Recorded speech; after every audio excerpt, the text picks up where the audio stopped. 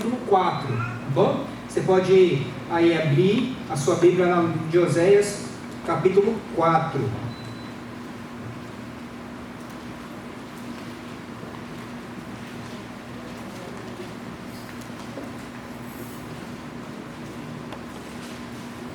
Nós vamos estudar do versículo de 1 a 3. Queremos, na verdade, estudar os textos depois de Daniel, né? Oséias é depois de Daniel, bom, Daniel, Oséias, Naum, Abacuque, okay? É um livro dos profetas menores, né? Menores ou maiores? Menores, né? Okay? Então, os irmãos, é um livro curto, mas nós queremos tirar algumas lições importantes desse texto da palavra do Senhor. Então, Oséias capítulo 4, nós vamos ler do versículo de 1 a 3. Oséias 4, versículo de 1 a 3.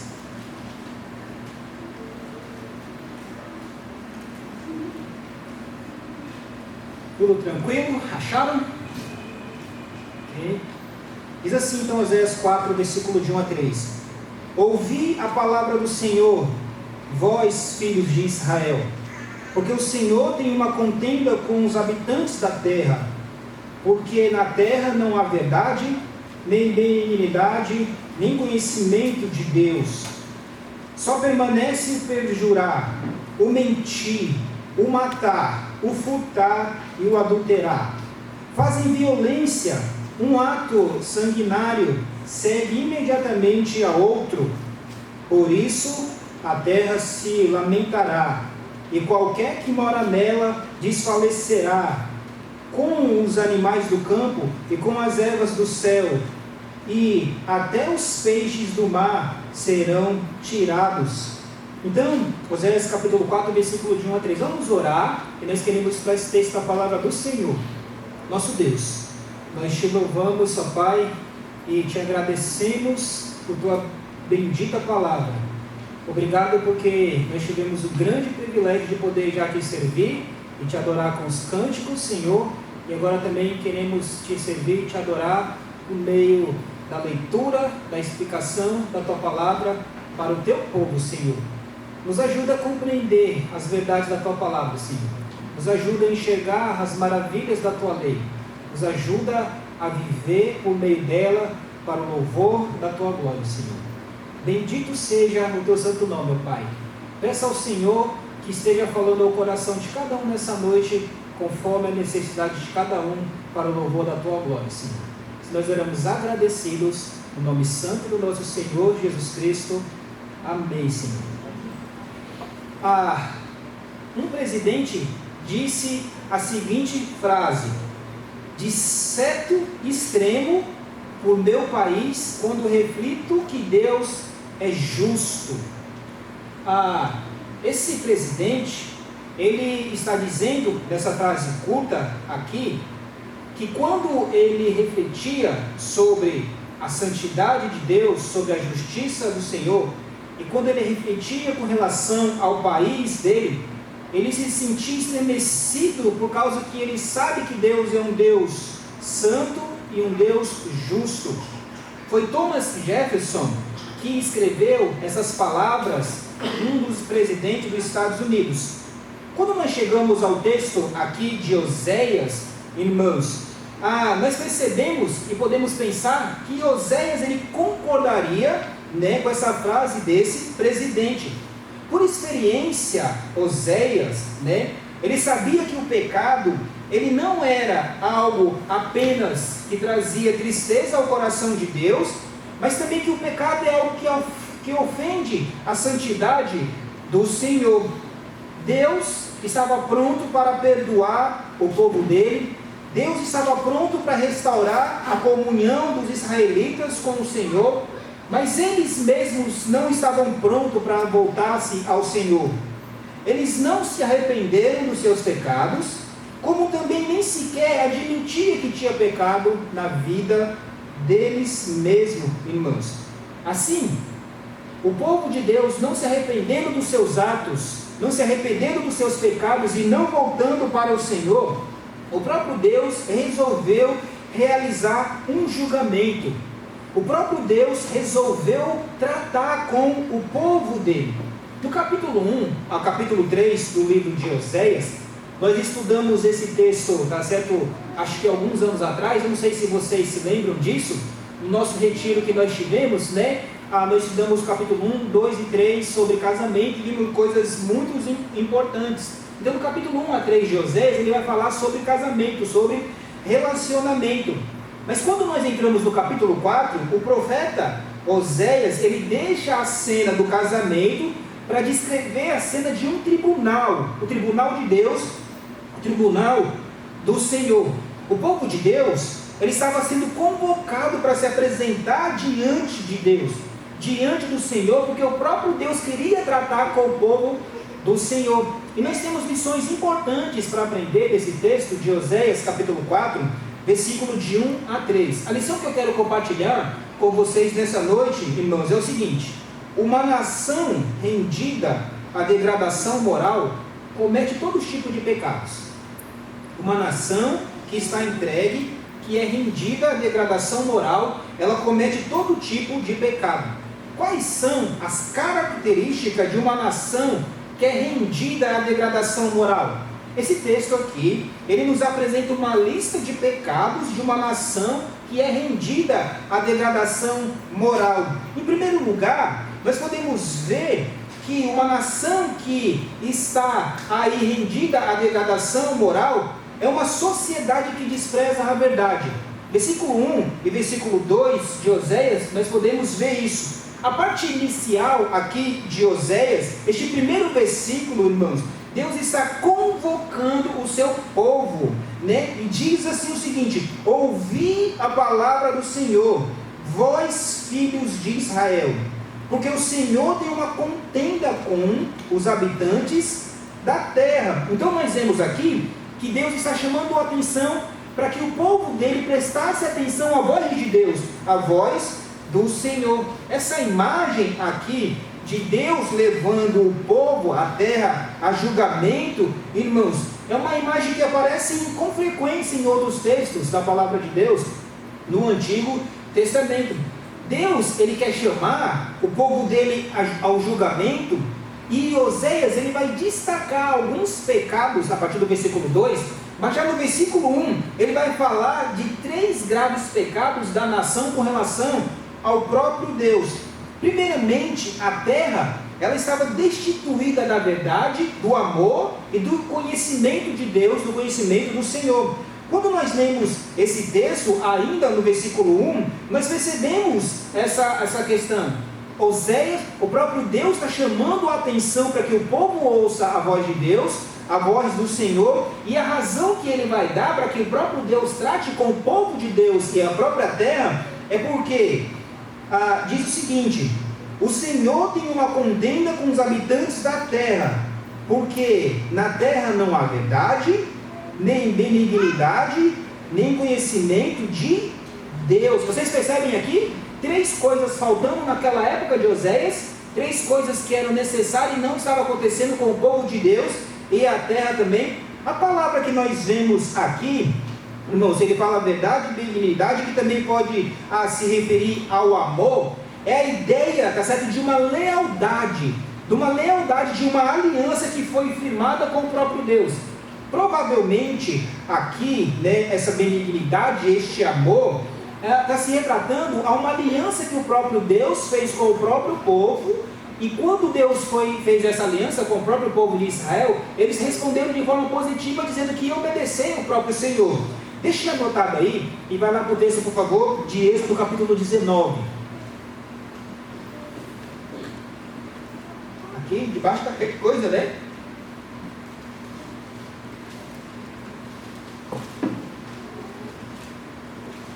Êxodo capítulo 19. Vamos ler esse texto da palavra do Senhor.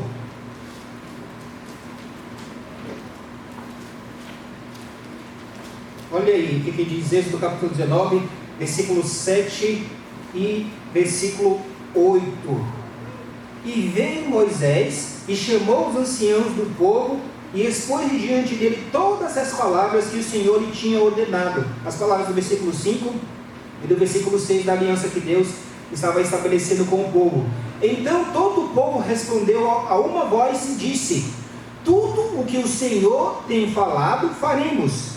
E relatou Moisés ao Senhor as palavras do povo. Então Deus, ele fez uma aliança aqui com o próprio povo, né? Só que o que estava acontecendo no tempo de Oséias? Essa aliança, essa promessa que o povo fez diante do Senhor, ela não demorou para ser quebrada. Ou seja, o povo de Deus não levou a sério os votos que tinha feito diante do Senhor. Não havia fidelidade na terra, não havia um amor leal ao próprio Deus, ao próprio Senhor. Mas não somente não havia um amor leal ao Senhor, não havia misericórdia, não havia amor, não havia nenhuma compaixão pelos necessitados.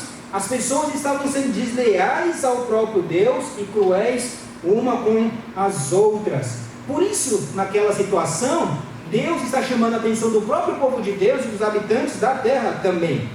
E sabe por que eles estavam cometendo esse certo tipo de pecado? Volta para lá para o nosso texto de Oséias, capítulo 4. Oséias capítulo 4, e vamos ver no finalzinho do versículo 1. Nem benignidade, nem conhecimento de Deus. O pecado fundamental do povo de Israel, naquela época, nessa situação, era a ignorância com relação ao Senhor. Não havia conhecimento de Deus na terra, não havia conhecimento de Deus diante do próprio povo de Deus. O que significa aqui conhecimento? Conhecimento aqui significa muito mais do que informação sobre Deus. Se refere a um conhecimento pessoal, ou seja, conhecer a Deus não é somente a pessoa saber que Deus existe. Conhecer a Deus é ter um relacionamento pessoal, um relacionamento íntimo com esse Deus, pela fé no Senhor Jesus Cristo. Então estava faltando isso, estava faltando esse relacionamento, estava faltando essa intimidade com o Senhor, essa intimidade tanto do povo de Deus quanto dos moradores da terra. Por isso Oséias, ele faz um diagnóstico da nação de Israel, e ele vai trazer à tona vários pecados do próprio povo de Deus, irmãos. Mas uma coisa que chama a atenção é que esse diagnóstico que Oséias ele faz do próprio povo de Israel, da nação e da terra naquela época, não é em nada diferente da nossa sociedade hoje. Não é em nada diferente da realidade que o mundo vive hoje, irmãos. Quais são, então, os pecados que ele vai falar para a gente? No versículo 2, aparece uma lista de pecado. Nós vemos que o povo de Deus estava em completa decadência. E nós vemos que a principal preocupação de Oséias aqui, não era com questão econômica, não era com questão política, mas a principal questão de Oséias era com a questão moral, era com a questão espiritual do próprio povo de Deus. Ou seja, foi a decadência moral do povo de Deus que levou a nação ao colapso.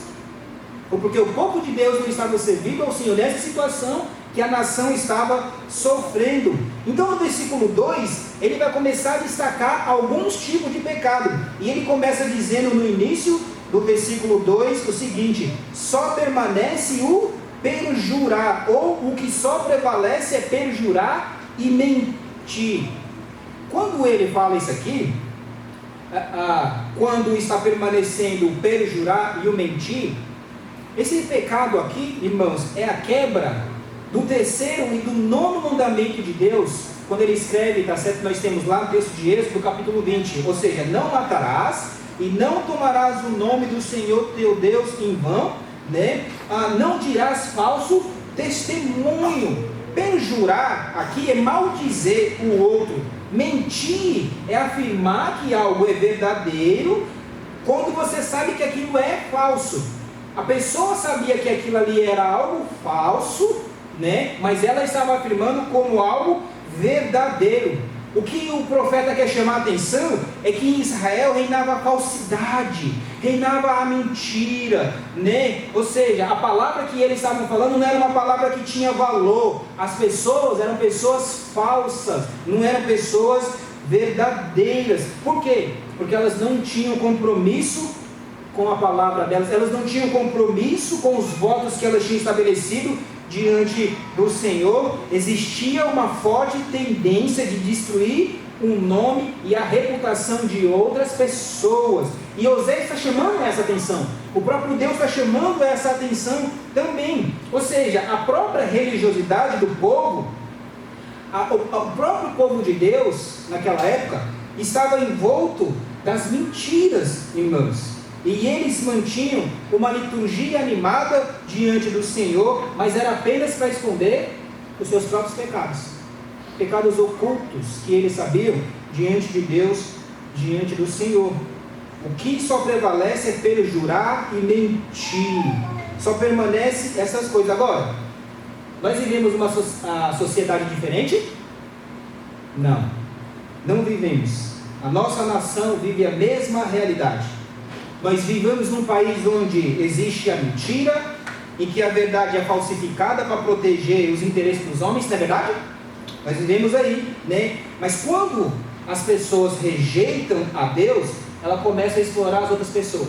Elas começam a mentir contra as outras. Elas começam a perjurar. E é o que estava acontecendo neste momento. E Deus, Ele está chamando a atenção para o povo dele. Preste atenção. Ouça a palavra do Senhor. Porque o que está prevalecendo no meio de vocês é só perjurar. É somente mentir. Isso mostra a degradação moral que o próprio povo e a nação está caindo diante do próprio Senhor. Em segundo lugar, irmãos, nós vemos uma sociedade também ameaçada pela violência. Ele não somente diz no versículo que prevalece, como nós acabamos de ver agora há pouco, o mentir, o perjurar, mas olha o que ele diz que prevalece também aí no versículo: só prevalece o matar, só prevalece o furtar, ou seja, só prevalece os homicídios. Nessa época não havia respeito pela vida humana, não havia respeito pelo próprio homem. As pessoas, elas viviam naquela época ali sobressaltadas, elas estavam neuróticas por conta da onda da violência, que era algo crescente ali. Os assassinatos era uma realidade, e era uma realidade não somente para aqueles que eram mais pobres. Ou os assassinatos, eles estavam até nos palácios. Muitos reis de Israel, eles foram assassinos. Eles mandaram tirar a vida dos próprios súditos deles mesmos. O crime vinha de cima da alta sociedade, daqueles que tinham o poder. A crueldade procedia do alto escalão, dos líderes do governo, né? Daqueles que estavam administrando. Então, essa sociedade naquela época era uma sociedade que era marcada pela violência. Muito sangue inocente era derramado. A morte, o homicídio, o assassinato estava assolando a terra. E por isso reinava o pavor e o medo. Era isso que estava acontecendo lá naquela época. Mas quando nós lemos esse texto da palavra do Senhor, que está prevalecendo somente o matar, homicídio sobre homicídio, quando nós olhamos para a nossa própria realidade hoje, dos nossos dias, nós vemos, irmãos, que um dos problemas mais fortes da sociedade brasileira hoje é a violência, não é não? A violência urbana. Então a violência urbana é um dos problemas mais fortes da nossa sociedade brasileira. Nós temos medo de assalto, não temos? Quem tem medo de assalto aqui? Vai dizer que não tem medo de assalto? Ninguém tem, né? Nós temos medo de assaltos, nós temos medo de bala perdida, nós temos medo da polícia. Não temos medo da polícia? Aqueles que deveriam proteger a gente, né? A gente tem medo, muitos têm medos aí da polícia.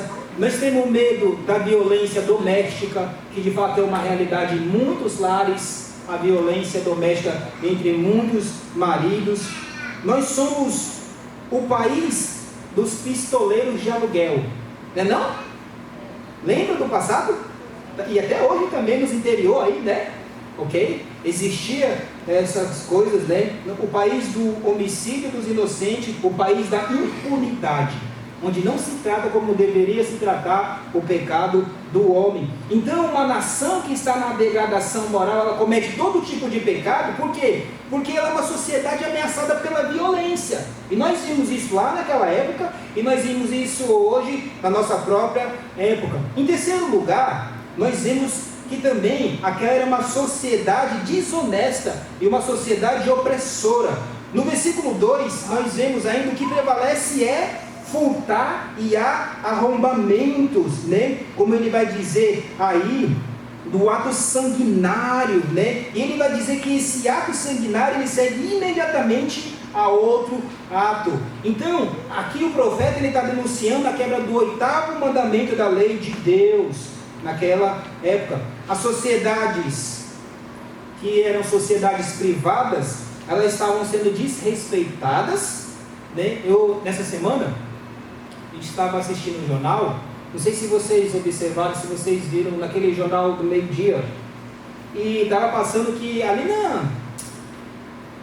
como é que é o nome daquele local, que a gente já foi lá, da Lana, lá do pastor Lúcio, lá, você lembra? Como que é o nome daquele local, que eu esqueci?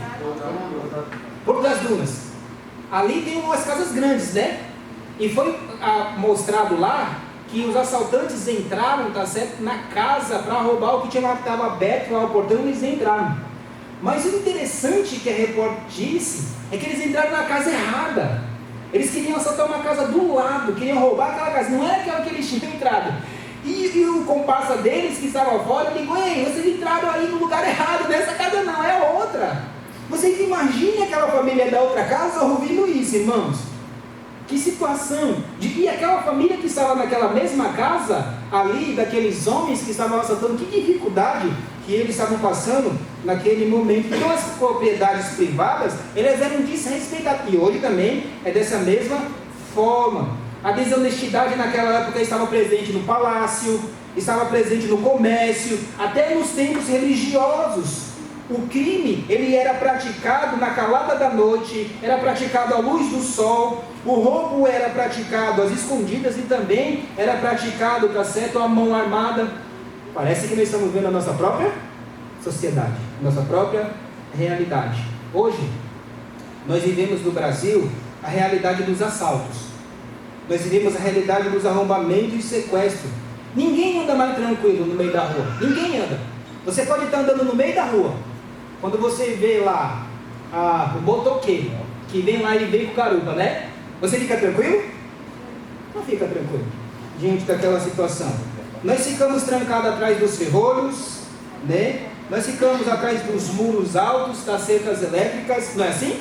A gente está preso, a gente fica dessa forma, irmãos. Nós nos sentimos inseguros, nós nos sentimos vulneráveis no meio de uma sociedade que é rendida pela desonestidade e violência. O Brasil, infelizmente, é um dos campeões, né, no mundo em corrupção.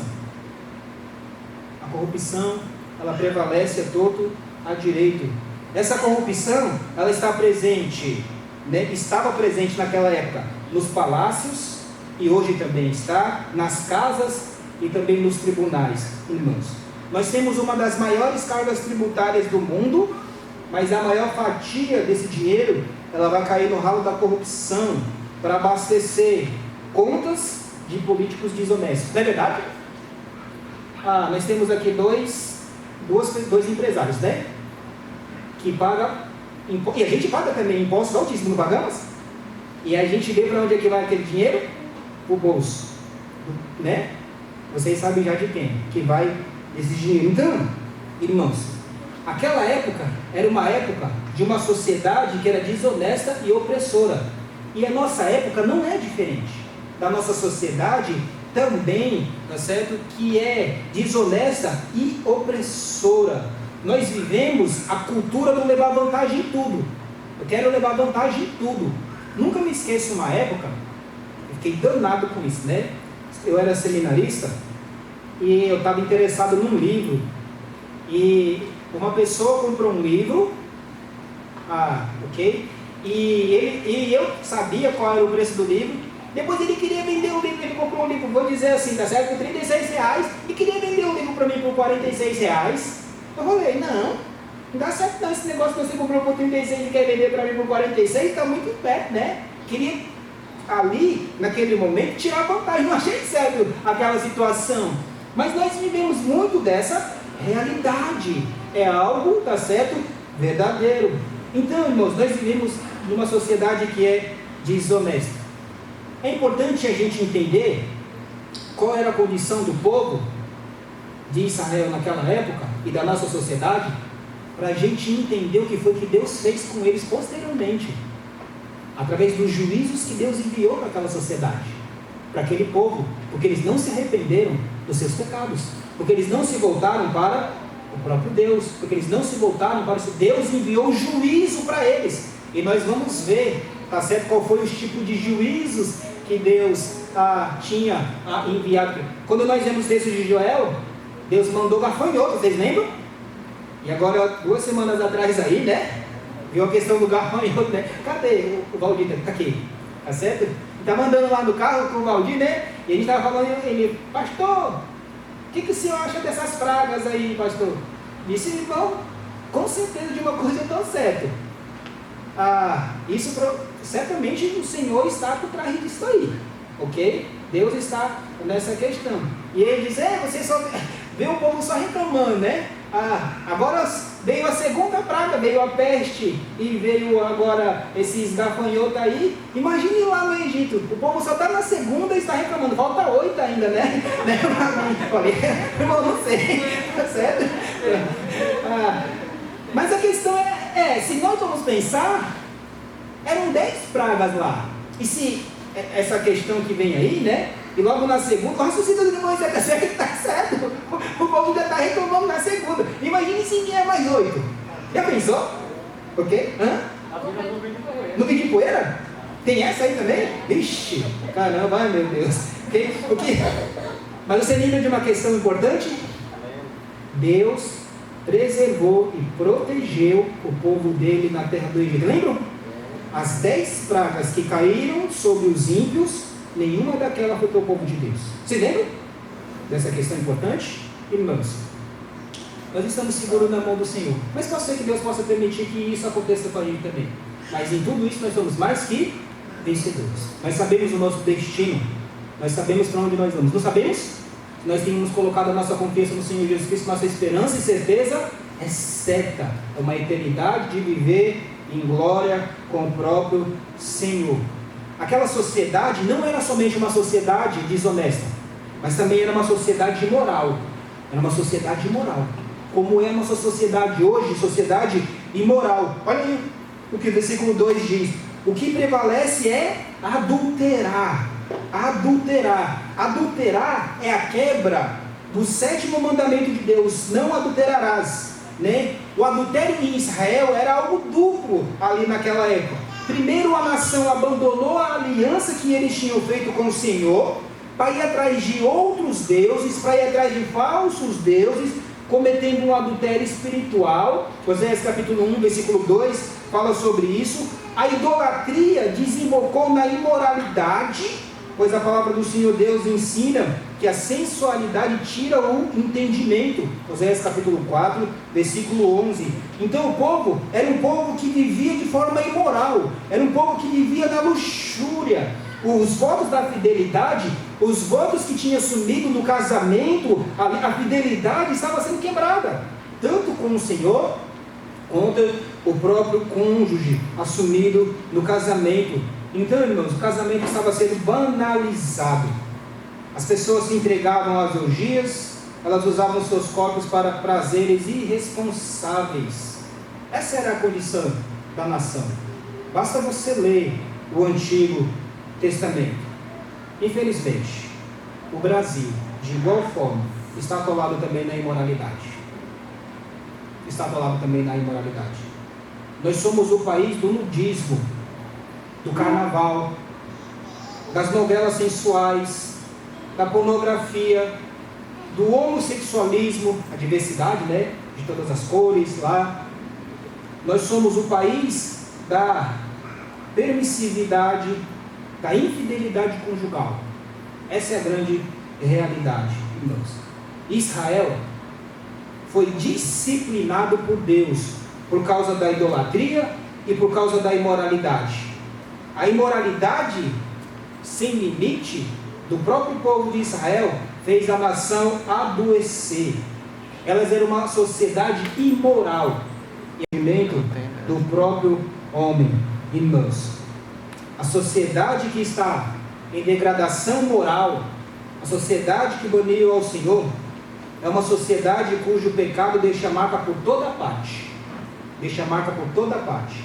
No versículo 2, aliás, no versículo 3, a sociedade naquela época não era somente uma sociedade desobediente e imoral, mas era uma sociedade que estava deixando marcas com o seu pecado por toda parte. Versículo 3, nós lemos o seguinte: por isso a terra se lamenta, e qualquer que morar nela desfalecerá. Com os animais do campo e com as aves do céu, e até os peixes do mar serão tirados. Nós vemos aqui que o pecado do povo de Deus estava tendo consequência na própria terra. Percebe isso que estava acontecendo? Ou seja, o pecado, ele traz desespero. O pecado, ele traz desesperança.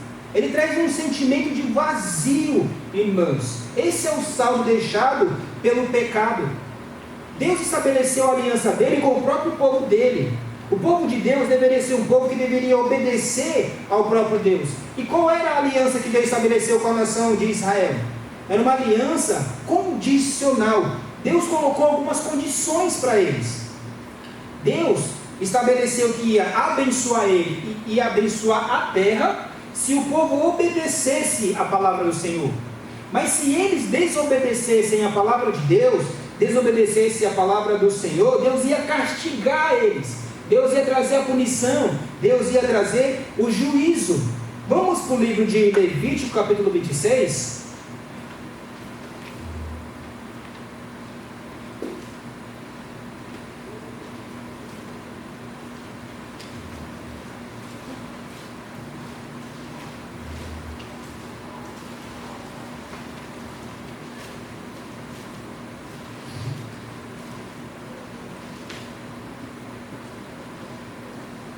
Levítico 26, versículo 3 e 4, diz assim, Levítico 26, 3, deixa os irmãos acharem.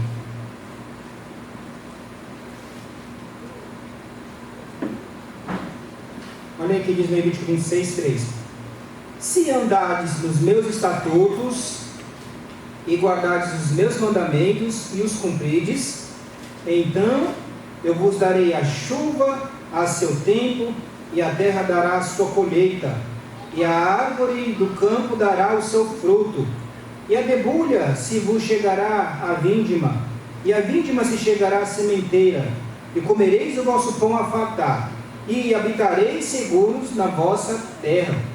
Então aqui, o Senhor Deus, ele vai falar até lá o versículo 13, as bênçãos da aliança. Se o povo fosse obediente a Deus, Deus ia, o quê? Abençoar o próprio povo. Mas, se o povo de Deus fosse desobediente à aliança de Deus, a palavra do Senhor, Deus ia trazer o castigo, a disciplina para o próprio povo de Deus. Nós vemos isso no versículo 14, capítulo 26, versículo 14, olha aí.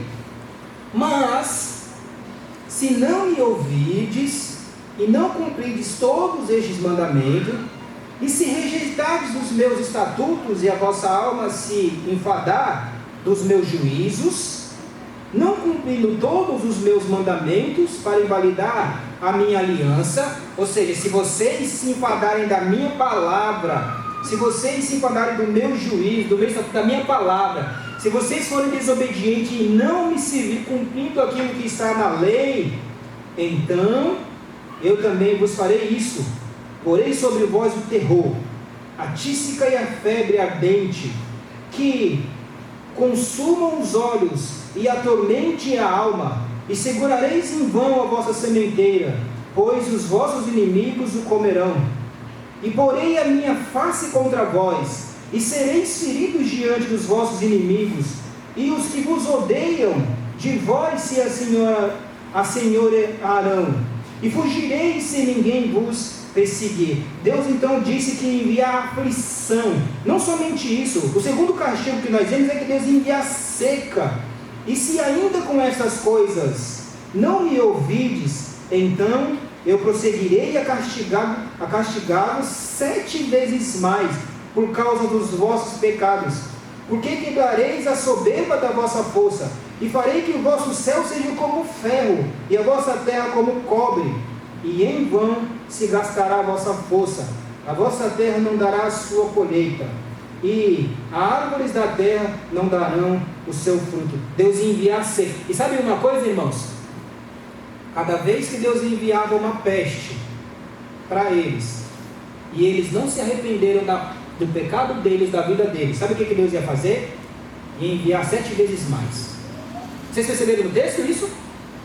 Deus ia enviar muito mais praga para eles.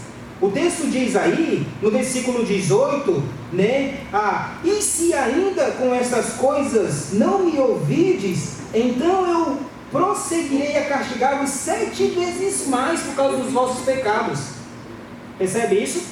Deus ia castigar eles muito mais se eles não se arrependessem do pecado deles. O que eu tenho visto, e a nossa esperança é que tudo termine, tudo vai dar certo, né? Mas uma pergunta que nós devemos fazer é o seguinte: e se não der certo? E se não der certo? Tudo vai terminar, e se não terminar? Já pensou nisso? E se não terminar? Vocês veem na propaganda, né? É só um tempo, fique em casa, é só um tempo, tudo vai dar certo. E se não der certo e não terminar? E se Deus continuar mandando pragas? Vai dar certo, se Deus quiser que dê certo. Essa é a nossa esperança, e nós queremos que pare, pela graça do Senhor. Mas e se não terminar? Tem que haver arrependimento, tem que haver conhecimento do Senhor, o povo de Deus tem que se voltar para o próprio Deus, irmãos.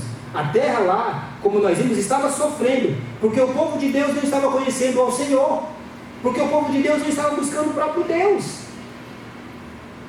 Será que isso agora que está acontecendo é por conta disso? Nós não sabemos se é por conta disso, certo?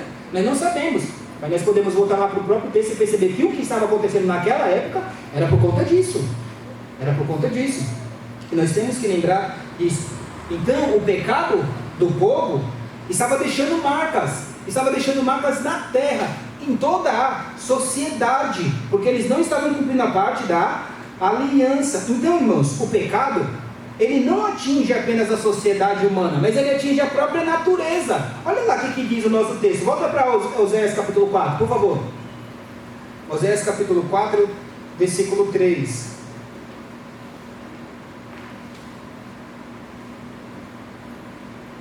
Por isso a terra se lamentará, e qualquer que morar nela desfalecerá, com os animais do campo e com as aves do céu, e até os peixes do mar serão tirados. O ar, a terra, o mar, tudo estava sendo afetado por causa do pecado do homem. Os pássaros, os animais e os peixes, eles sofrem resultado do pecado do homem. Os pecados de Israel atingiram a natureza, poluindo a terra, o ar e o mar, irmãos. Eles estavam desrespeitando a criação do próprio Deus, eles estavam destruindo o próprio habitat. E hoje não é nem um pouco diferente. A realidade da terra, da nossa sociedade, não é diferente. A poluição das nossas indústrias sufoca o nosso planeta. Isso é uma realidade. Nossos rios são poluídos, nossas florestas estão sendo devastadas, e têm sido transformados nossos campos em desertos. Agrotóxicos, né? E a gente comendo deixe alimentar Deus e a própria terra. Lembremos disso, irmãos. Lembremos de orar pela nossa nação. Lembremos de orar pelas nossas igrejas.